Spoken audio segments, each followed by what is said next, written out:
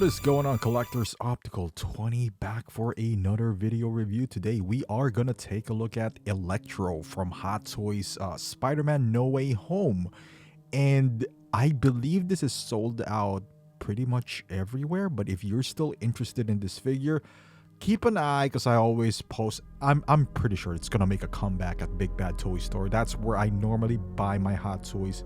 $4 shipping, and they double box your item. Well, I vowed that I'm going to complete my No Way Home line, and I just got closer by acquiring Electro. I know my Doc Ock and Goblin is on their way here, so let's unbox this bad boy. It looks pretty good. You know, there's nothing special about the box. You see Electro here on the side. You could I haven't really removed these guys in a while. I guess the back looks pretty cool. They all look the same, apparently. You got this cloud-based backdrop with purple hue on it. No one displaced the box. You're probably going to put it back on the shipper and throw it somewhere. So let's open this guy up. Again, from No Way Home. Love that movie. Gonna get everything from that movie. You know what? One thing I'm not certain yet is if I'm gonna double dip on the new Goblin. I don't know. I feel like a third party would generate a like a vest or some sort to dress up, or a hoodie and some goggles to dress up our existing Goblin here. But yeah, he doesn't come with a lot of accessories. I'm talking about Electro here, but he's a must-have. As you can see here, you know, this is pretty much all it got. Some electric effects and the basic stand that has a oh man, I don't know why they keep on putting that. I knew he was flying, but come on now. Accessories, not a whole lot here. Two pretty similar gesture hands, kind of like an open palm hands here, with some gloves that are supposed to be kind of leather. You know, it has some texture on it, and I think it's for an electrician suit. It does have that caution kind of yellow tape on it. And then the other hand, they're actually not the same gesture. This is kind of like a pointy hand, but let's be honest here, they could serve the same purpose for each hand. So if you put those hands, I don't think I'm ever going to use the fisted hands that comes with Electro. So the moment you put any of these hands, any combination, I don't think they're coming out. There's no reason to change the hands after this, because they're pretty much similar.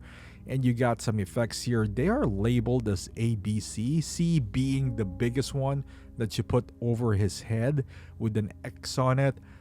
This is the C. And A and B, I believe, is, you know, one goes to the right hand, one goes to the left hand. They're interchangeable. So I wouldn't really, you know, pay too much attention to that, because you could... I don't know which one is A and B anymore. I just insert it, and, you know, again, it's not coming off. And then you got this Electro, like a throwback to his comic book look. This is like some glasses here that I feel like is very fragile. Like, it feels like it's gonna snap anytime. And then you get this base. It says Electro. It's a nice image there on the base itself. You know, and then you got the dynamic pole stand, which is, I'm getting tired of this, honestly. But hey, it's in there. Let's look at the tailoring for Electro. As you guys know, he wore this because he was naked. Now he got this, I'm guessing, an electrician type of suit here. And kind of reminiscing of, at least for me, Whiplash, but less fragile. You got with Whiplash, every time you move him around, it feels like you're breaking something. I don't feel quite the same way for Electro. Those, you know, quote unquote, I don't know, electrical wires are made out of rubber, and they're not pulling and tugging with any fear of breaking them. You got some electric panels as his gauntlet, going down to his pants. Some basic cargo pants, I would say, with some Timberlands on it. The one holding those wires are rubber. They're not pleather, and they're fixed. So I didn't feel any fear of breaking them. It feels like they're sturdy enough that they can withstand that if I move the figure around, it'll be fine. You got some clips which are sculpted as well. The entire rope, or should I say cords here, are made out of rubber. So I don't think you can mess them up. Like, it's not like hard plastic, or they're not like, again, whiplash, where they're kind of like inserted that consistently they're being removed and you gotta insert them in their place. At least not yet in my experience and posing this guy. But overall, I like his look. I think it's pretty accurate to the film. Mostly his scenes are in the dark, so I just want to show you the USB powered here. So I am using this power bank that I inserted the USB A on the other end, and then the USB C is gonna go on the back of Electro. So you can see on the back here, he does have it feels the on and off switch, and then you just plug it in and it lights up. The problem is it's kind of sticking out, so you might want to grab, if you were gonna put this on your display, you might want to find an angled USB-C so it's not sticking out so far out, as you can tell from my setup here. And moving forward as well, I think that would be the case. Let's say for Iron Man Mark 1, you want to get something that's not as big as I'm using now, maybe like a flat USB-C. I've seen that. I've used some from my SATA drive, not USB-C obviously, but some angled one. There's some flat ones out there.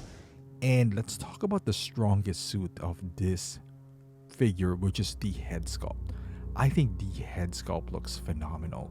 Looks exactly like Jamie Foxx, in my opinion.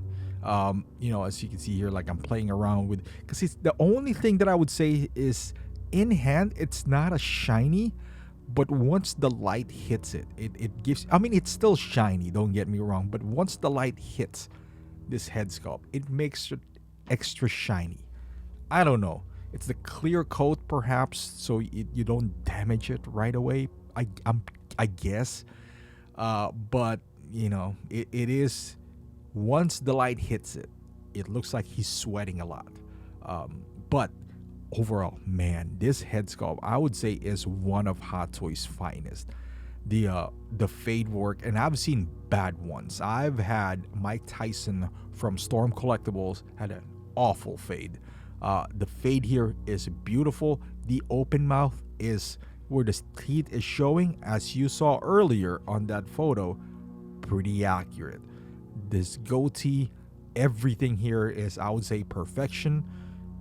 Again, it was announced a year ago. Rolling eyeball system. That's the only thing missing here. Had we had that, my God, this would have been so much more perfect. Articulation wise, it is a one-piece head to neck. But you still get a pretty good range of movement. It's because of the suit is not restrictive at all.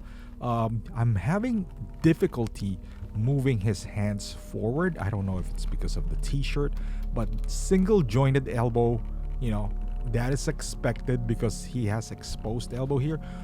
The shirt is different from the vest inside, but again, I'm still having trouble lifting his arm up. He has some butterfly joints on the shoulders. Obviously, there's no, side-to-side movement on his biceps. But, yeah, I don't know. So, a bit limited there. The legs, there's no tugging and pulling with this, this wires. Oh, there's actually some ankle articulation there.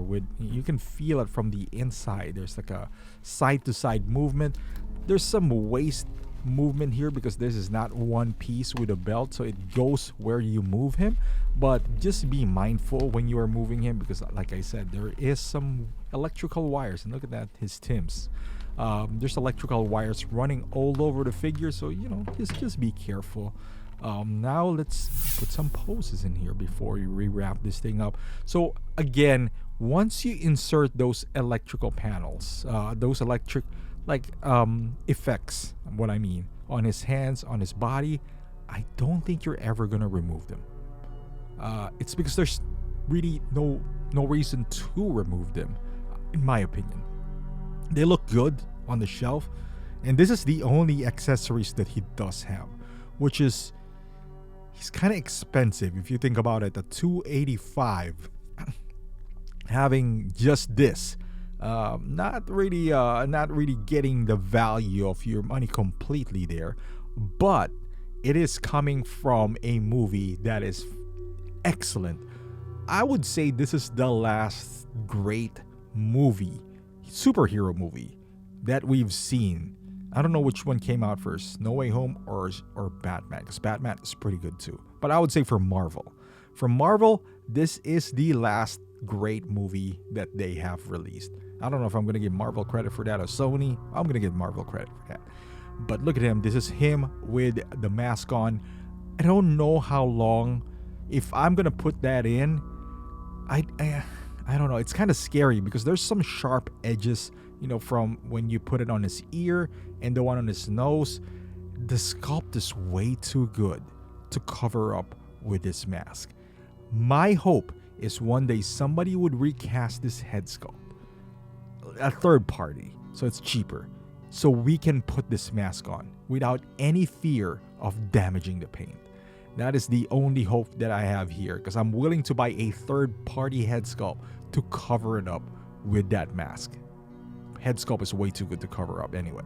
At least this one, because we know third-party, when it comes to the paint application, it's not going to be that good.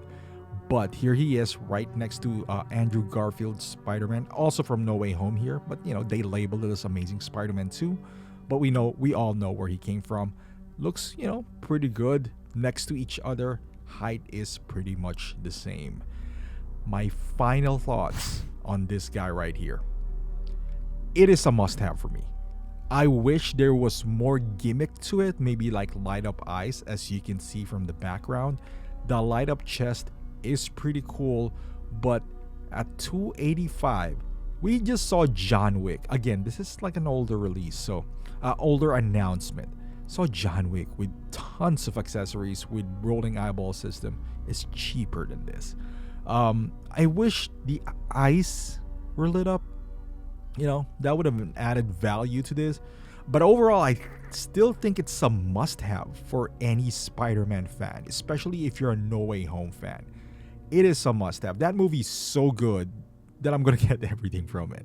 Now, if you're not the same as me, you didn't make that, you're not that invested into the movie.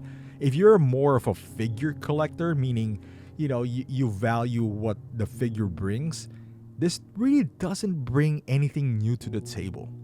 I can make an argument that the value is not there figure-wise. But as far as relevance and the way it looks, the head sculpt, and also where the movie came from, I would say it's a must-have. When I say it doesn't bring anything new, it's a normal figure. No purse. The light-up function is USB. We've seen that with Mark 1. But overall, it still is pretty good. It's a villain, so how many times do we get a villain? It's an iconic villain as well. The head sculpt is pretty good. The overall packaging is good. This is not going to go in bargain bin, I think. So, if you have the chance, I would go ahead and snag it. Thank you for watching. Hopefully you liked this video. Give it a thumbs up, subscribe to the channel, and I'll see you guys in the next video.